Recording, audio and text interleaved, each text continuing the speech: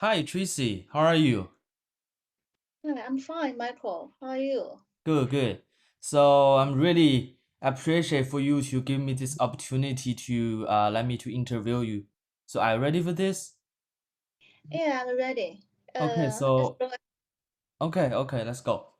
So today's topic is about communication, right? Yeah, So I have totally 10 questions for you. Is that good for you? no problem. Okay. So, the first question gonna be, in your experience, how does the communication style within Chinese state-owned enterprises different from the in the private or international companies? Or maybe you can give me some examples if you want. Okay. I have been working in state-owned enterprises we call SOE Okay. for more than 26 years. And I also cooperated with private and international companies during during this time. It should be said that whether it's a SOE, a private enterprise, or an international enterprise, each enterprise has its own culture, and the different corporate cultures will affect the way of international communication. And in the SOEs I experienced before, uh, the internal communication is really smooth and efficient. uh, which but still I think there's some difference comparing with private enterprise or international enterprise in the following way. One, the SOE staff will pay more attention to the communication methods and skills Okay. in order to consider the other party's feelings. Sometimes it may not be straightforward enough. And second, the communication maybe is really uh, more cautious. Okay. Pe- yeah, people will express their opinions based on laws, procedures, or practice. It means no mistake. So I think maybe that's the two differences. Okay, I got you. Okay, so let's turn to second question. So, how do you ensure transparency and effective communication within your organization, especially considering its size and state owner nature? Okay. In order to ensure transparency and effective communication within the organization, SOEs always establish a complete corporate governance structure, and major matters will be deliberated by the board of directors or its authorized bodies, and attendees will fully communicate and make collective decisions and confirm the decisions through written minutes so that the whole organization will be able to fully aware of the results of the discussion. At the same time, SOEs have a sound institutional system, and everyone carries out work and the communications according to the procedures. And it's unlikely that uh, there will be large differences. Okay, I see. Okay, so as a leader, what communication strategy do you employ to inspire and motivate your team? Can you share an example where effective communication played a key role in your organization's success? Okay, I think effective communication at work is very important. I used to be a general manager of a department in a newly formed company, CPIH, and my team is uh, was really small. I remember only in the beginning only three staffs, including me, and my team member are really young. But the work was heavy. Mhm. So when assigning tasks, I would analyze the challenges of the work with my staff. I will communicate with them.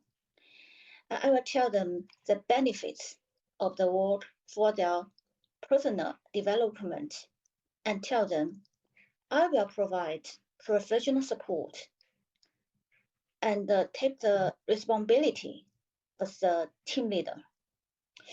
It has been proven that after communicating with me, my staff will be happy and relaxed and also positive about facing challenges without too much pressure. Mhm. Of That's course, good. it's also very important when my staff encounters difficulties in actual work, I will, as previously communicated, provide them support. You are really a good team leader. Okay, so what are some of the common communication challenges in a state-owner enterprise, and how do you address them? How do you say about them? I think there are two challenges. Okay. One is about the goal, that is, the purpose of the communication with the subordinates, with my staff. Sometimes it's flattery instead of resolving problems at work. It means the staff always try to communicate to make the boss happy. I think that's one problem. And the second is the communication way. Um, some people lack of necessary skills of communication, and it will lead to very poor results.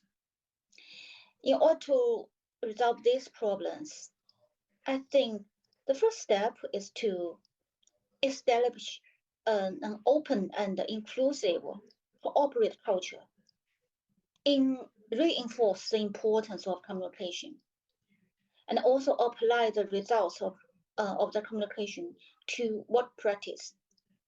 In addition, it's also very necessary.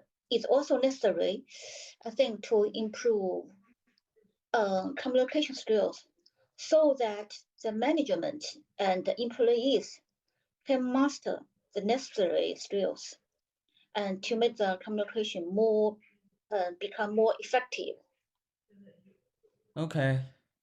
So next question gonna be, with the global expansion of Chinese enterprise, how do you navigate cross-cultural communication challenges when dealing with international partner or team? Because I know SPIC is an international business and always do some international trade, right? Like some power stuff.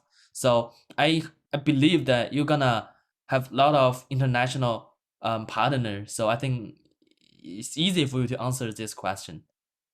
Yeah, absolutely. After graduated from university in 1997, I have the experience of working with my foreign partners. So for myself, I have the following experience. First, resolve the language problem. Because I can use English as my working language, I think it's very convenient for me to communicate with my international partners. And the second is understand the culture, Mm-hmm. religious beliefs, and also language habits of different partners. For the people in Pakistan and the USA, Mm-hmm. so their culture and the religious belief is really, really quite different. Yeah. So, so we use the communication methods, even including body language, to make the other party feel comfortable. Yeah.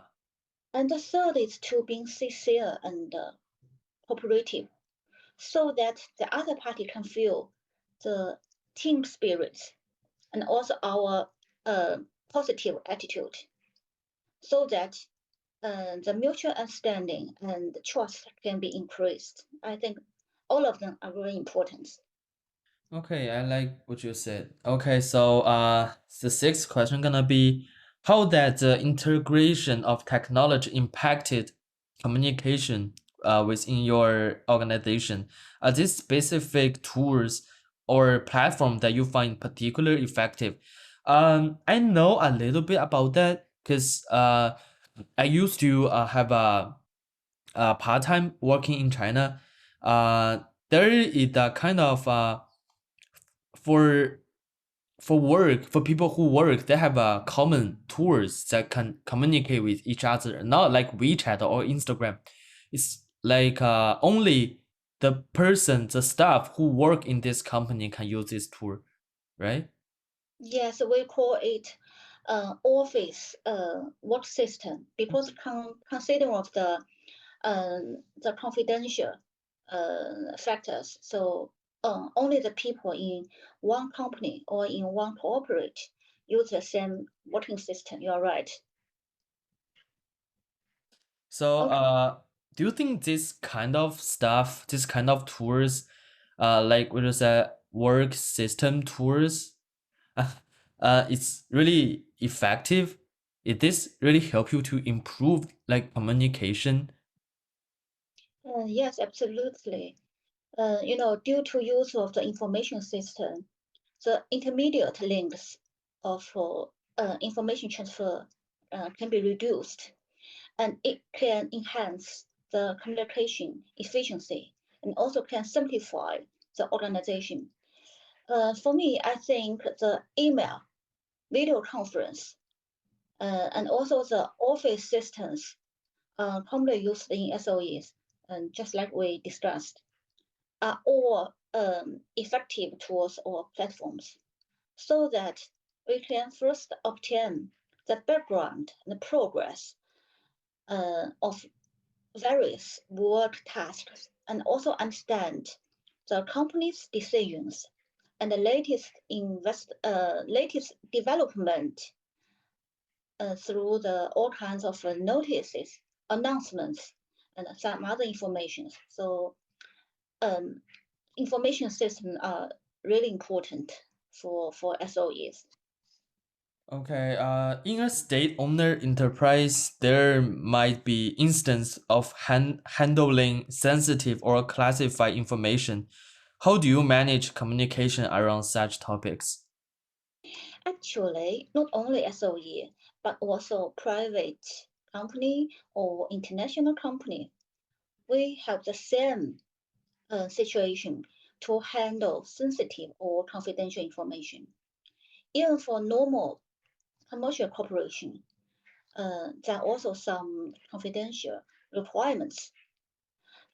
So I don't think it make big difference between SOEs or and private companies or international companies.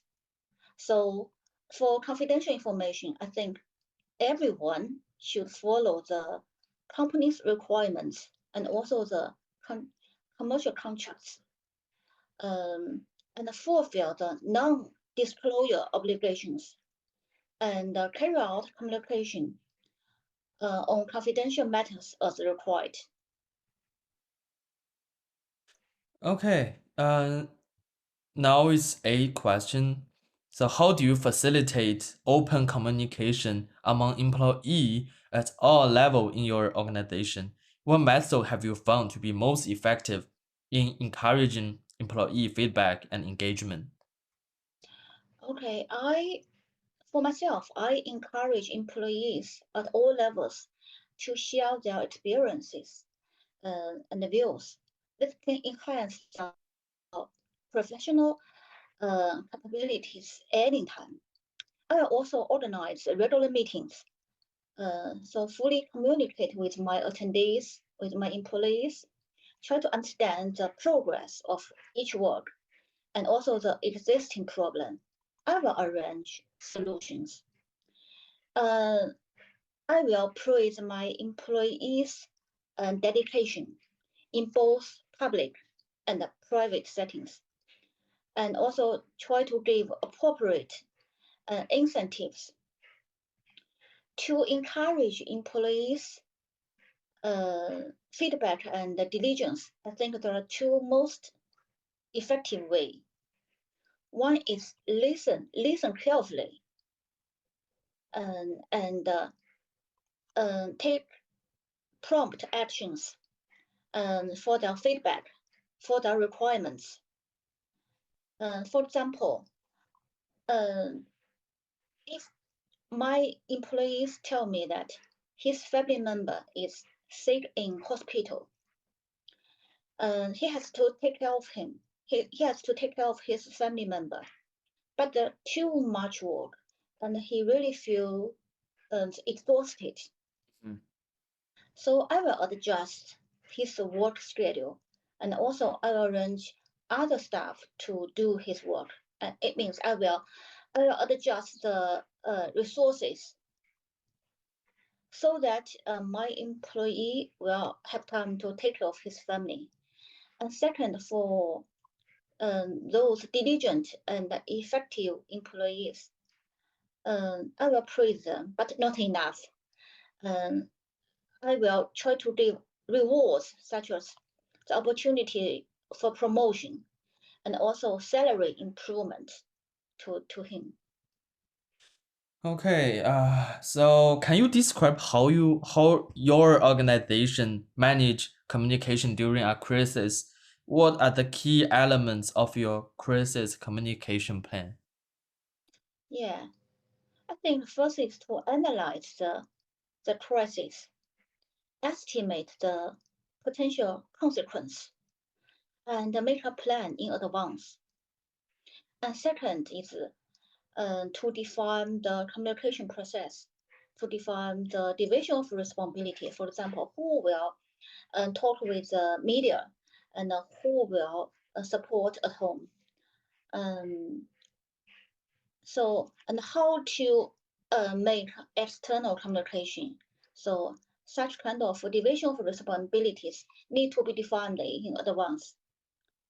Uh, Therefore, I think for a crisis communication plan, the key elements should include analysis, planning, and implementation process. That's my view.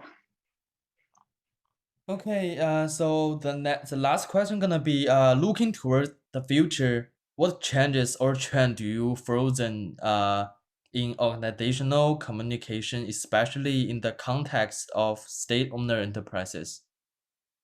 Okay, I believe that in the future, SOEs will pay more and more attention to the communication mechanism and establish a bilateral and a multi-level communication system, and will keep the communication channels open so that employees will realize that the management is willing to listen to their feelings, and every employee will have the opportunity to participate and develop. Okay, so that's it. I'm really appreciate for you to let me interview you. Thank you again. It's Uh, my have a nice day. Have a nice day. Goodbye, Michael. Bye, Tracy.